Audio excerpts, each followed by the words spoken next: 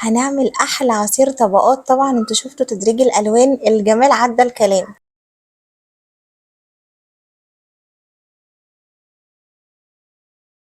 معايا جوافة هحط عليها كام معلقة سكر حسب الرغبة وشوية مية صغيرة، وهبتدي اخلطهم بالخلاط. انا محتاجة كل طبقة عصير معايا تكون تقيلة.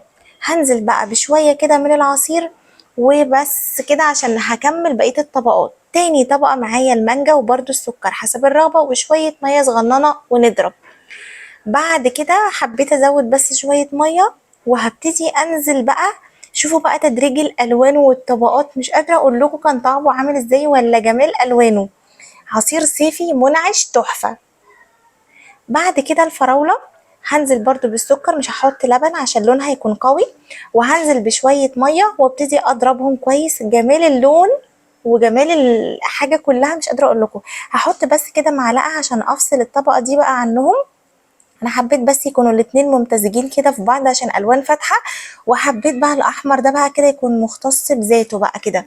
بصوا بقى، يعني اكن نغمات موسيقيه نازله، وطعمه منعش وجميل في الصيف اللي احنا فيه ده.